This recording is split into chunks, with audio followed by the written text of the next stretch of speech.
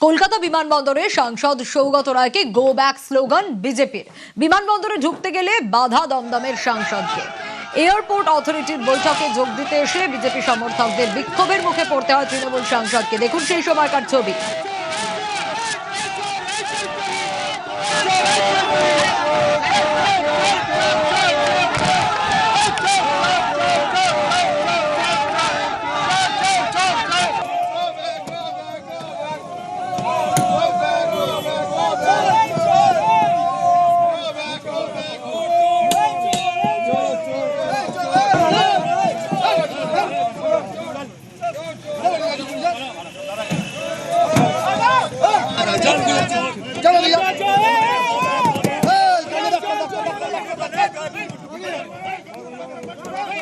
বৈঠক, সেই বৈঠকে সৌগত রায় এসেছেন এবং সৌগত রায় যখন এই মুহূর্তে বেরোচ্ছেন সেই ছবিটা দেখাবো।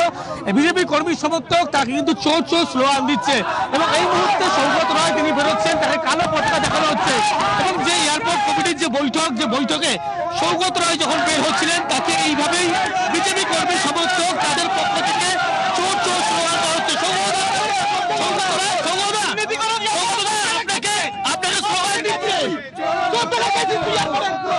এইভাবেই সৌগত রায় তাকে চোর চোর স্লোগান দেওয়া হচ্ছে এবং এয়ারপোর্টে সেই বৈঠক করে সৌগত রায় তিনি কিন্তু বেরোচ্ছেন এবং এই কমিটিকে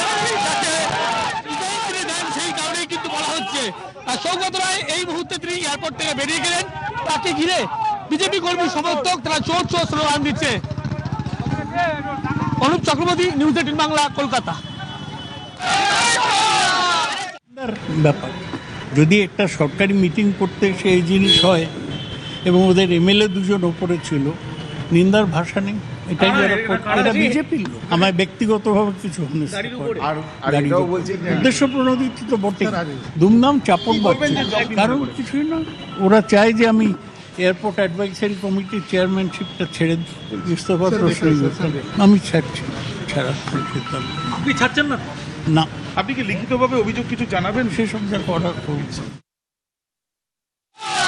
এখানকার যিনি সাংসদ তিনি তো এখানকার মানুষের সাথে কোনোদিনই পাশে ছিলেন না এবং মানুষের যতদিন তৃণমূল সরকার ছিল ওনাকে অধিকাংশ ক্ষেত্রে দেখা যেত যেখানে যেখানে ভুরি ভোজের আয়োজন হতো সেখানে গিয়ে পৌঁছে যেতেন, কিন্তু দমদমের মানুষ এক কোমর জলে ডুবে থাকলে কোনোদিন ওনাকে তাদের পাশে দাঁড়াতে দেখা যায়। তো আজকেও আবার লজ্জার মাথাকে এখানে পৌঁছে গেছেন। সবাই এক্সপেক্ট করেছিল যে দমদম যখন ওনাদের দলকে একদম সার্বিকভাবে রিজেক্ট করেছে, সেক্ষেত্রে এখানে এসে ওনার তো বিশেষ কোনো ভূমিকা নেই।